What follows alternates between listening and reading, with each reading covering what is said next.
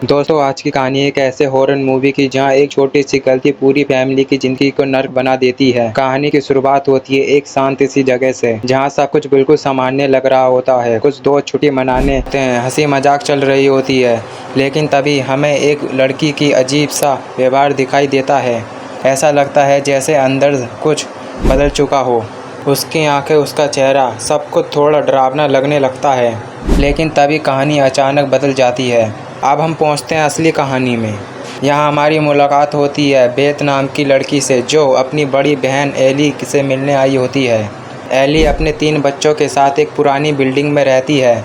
उसकी ज़िंदगी पहले से ही परेशान से भरी हुई थी। अकेले बच्चों को संभालना, पैसे की दिक्कत और ऊपर से तनाव। जब बेथ घर पहुंचती है तो शुरू में सब कुछ सामान्य लगता है। बच्चे अपना काम कर रहे होते हैं, कोई खाना बना रहा होता है, कोई मस्ती कर रहा होता है, और कुछ देर के लिए ऐसा लगता है ये सब एक सामान्य फैमिली स्टोरी है। लेकिन दोस्तों, असली डर अभी शुरू नहीं हुआ था।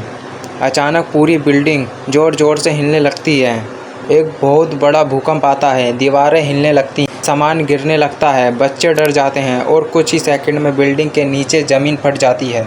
सब लोग डर जाते हैं, लेकिन किसी को नहीं पता कि भूकंप ने सिर्फ ज़मीन नहीं फाड़ी, इसने कुछ बहुत खतरनाक चीज़ को बाहर आने का रास्ता दिखा दिया। एली का बेटा थोड़ी विज्ञापन होता है। वो नीचे आता है और टूटी हुई जगह से कुछ अजीब चीज़ें देखता है। एक पुरानी डरावनी किताब, कुछ पुरानी रिकॉर्डिंग और अजीब निशान। उसे ये सब थोड़े से रहस्यमय लगता है, तो वो उन चीज़ों को उठाकर घर ले आता है। अब यहाँ से कहानी धीरे धीरे डरावनी होने लगती है, क्योंकि लड़का उन पुरानी रिकॉर्डिंग और चलाना शुरू कर देता है। रिकॉर्डिंग में एक आदमी की आवाज़ आती है जो किसी बहुत पुरानी शैतानी किताब के बारे में बात कर रहा होता है। वो बार बार चेतावनी दे रहा होता है कि कुछ चीज़ों को कभी नहीं छोड़ना चाहिए। कुछ चीज़ें ऐसी होती हैं जो अगर एक बार जाग जाएं तो फिर वापस नहीं जाती।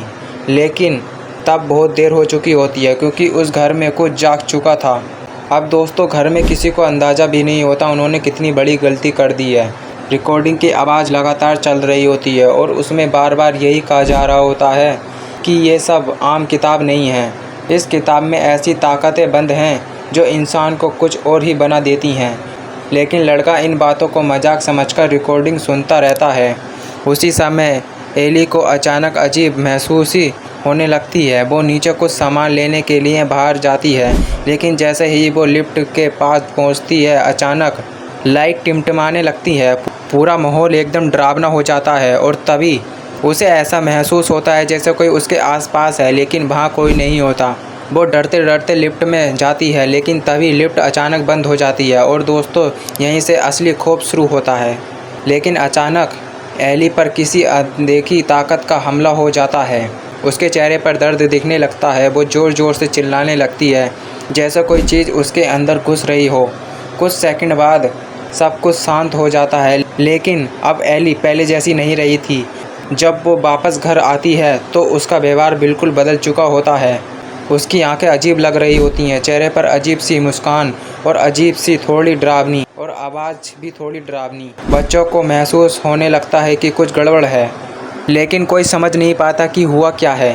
बेथ को लगता है शायद एली तनाव में है, लेकिन असली सच उससे भी कई ज़्यादा डरावना था। रात धीरे धीरे और खौफनाक होने लगती है। घर के अंदर अजीब आवाज़ें आने लगती हैं, कभी दीवार से, कभी किचन से, और फिर एक ऐसा पल आता है जब सबको समझ आ जाता है कि उनके घर में अब कुछ इंसानी नहीं बचा, क्योंकि एली धीरे धीरे एक शैतानी ताकत के कब्जे में आ चुकी थी, और जो आगे होने वाला था उसके लिए कोई तैयार नहीं था। घर का माहौल धीरे धीरे और डरावना हो जाता है। बेथ को लगने लगा था कि एली के साथ कुछ बहुत गलत हुआ है, लेकिन वो अभी भी ये सोच रही थी शायद उसकी बहन बीमार है या फिर किसी तनाव की वजह से ऐसा व्यवहार कर रही है। लेकिन सच उससे कई ज़्यादा खतरनाक था। रात गहरी होती जा रही थी और तभी अचानक एली का व्यवहार और अजीब होने लगा। वो बच्चों को घूरने लगी थी, जैसे कोई इंसान नहीं बल्कि कोई शैतानी अपने शिकार को देख रहा हो। उसकी आवाज़ भी बदलने लगी है, धीमी, डरावनी और अजीब। बच्चे अब सच में डरने लगते हैं, लेकिन किसी को समझ नहीं आ रहा होता कि आखिर हो क्या रहा है। फिर अचानक एली ज़ोर ज़ोर से चिल्लाने लगती है जैसे उसके अंदर कुछ लड़ रहा हो। उसका शरीर अजीब तरीके से जुड़ने लगता है, चेहरे के हाव भाव बदलने लगते हैं और तभी एक ऐसा पल आता है जो सबको हिला देता है, क्योंकि अब एली पूरी तरह से बदल चुकी थी। उसकी आंखों में इंसानियत नहीं बची थी, चेहरे पर डरावनी मुस्कान और आवाज़ एकदम अलग। अब वो एली नहीं रही थी, उसके अंदर कुछ और आ चुका था। वो धीरे धीरे बच्चों के पास आने लगती है और बहुत अजीब तरीके से बात करने लगती है। ऐसा लग रहा होता है जैसे वो उन्हें डराने में मज़ा ले रही हो। बेथ तुरंत समझ जाती है कि कुछ बहुत बड़ा खतरा उनके सामने है। वो बच्चों को अपने पास रखती है और एली को रोकने की कोशिश करती है, लेकिन दोस्तों अब बहुत देर हो चुकी थी, क्योंकि वो चीज़ जो एली के अंदर आई थी वो सिर्फ़ एक इंसान नहीं चाहती थी, उसके पूरी फैमिली चाहती थी। और तभी घर के अंदर एक के बाद एक डरावनी घटनाएं शुरू हो जाती हैं। दरवाजे अपने आप बंद होना, अजीब आवाज़ें, दीवारें पर परछाइयाँ और हर तरफ सिर्फ डर। अब इन घर में कोई भी सुरक्षित नहीं था और जो आगे होने वाला था वो किसी नाइटमेयर से कम नहीं था। घर का माहौल पूरी तरह से बदल चुका था। बेथ और बच्चे समझ चुके थे कि एली अब पहले वाली एली नहीं रही, उसके अंदर कुछ बहुत खतरनाक आ चुका था, लेकिन जो आगे होने वाला था उसके लिए कोई तैयार नहीं था। अचानक एली अजीब तरीके से मुस्कुराने लगती है, उसकी आंखें एकदम डरावनी हो चुकी थीं और वो बहुत ही अजीब आवाज़ में बच्चों से बात करने लगी है। ऐसा लग रहा होता है जैसे कोई इंसान नहीं बल्कि कोई शैतानी चीज़ उनसे सामने खड़ी है। बच्चे डरकर पीछे हटने लगते हैं। बेथ समझ जाती है कि अब यहाँ रुकना खतरनाक है।